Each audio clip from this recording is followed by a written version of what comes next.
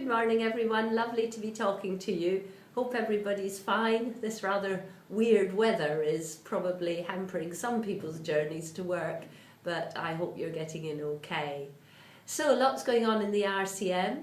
I hope that our members in Scotland will be welcoming our new director of midwifery there, Mary Davey. Gillian Smith, as many of you will know, leaves in December, and we had a wonderful farewell ceilidh for her just a couple of weeks ago. But do get in touch with Mary Davey and say hello. What have we been focusing on? Well, the Better Births Review in England is taking up a lot of our time.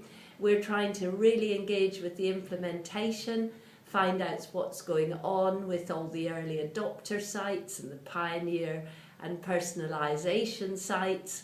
That's the pioneer sites which are looking at personalisation and choice, and we're very much involved with all of the work streams. I guess from your point of view, nothing much is changing immediately in your workplace, but hopefully gradually in every unit there'll be discussions about how we can personalise care more for women, and particularly how we can implement continuity of carer. I'm doing a lot of work with Birth Rate Plus at the moment, as well as with NHS England, trying to work out how we can best move from the system we've got now to one which is far more based on midwives working in small teams and giving more continuity. And we need to know how to include part-time workers in that, how to include maternity support workers in that, and how to ensure we've just got enough midwives to deliver the workload. We're waiting with bated breath for the Scotland review of maternity services. We gather it's coming out soon, and I do hope it's this side of Christmas.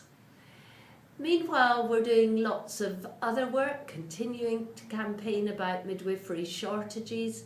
We've been feeding into the spending review, which is going to be announced today, talking about the need to perhaps take off the cap on NHS pay. We'll wait with bated breath to see if the Chancellor says anything about that. And we're getting involved in a lot of discussions about the future sustainability of the NHS, given the financial problems. We're also still heavily involved with issues around regulation. We hear that the Section 60, which removes statutory supervision of midwives, has been signed off, although we've no concrete evidence of that, which is very odd given that we've had no response yet to the consultation to which we contributed. And we're really pretty unhappy about that, and I'll be saying more about that once the facts actually become crystal clear.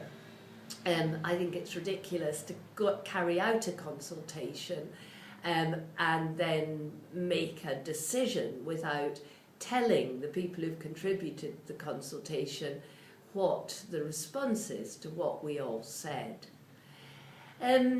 But on the basis that statutory supervision is coming out of regulation and we are also losing the midwifery committee, we're getting involved with discussions with the NMC about how we will ensure a voice for midwives in our future regulatory processes.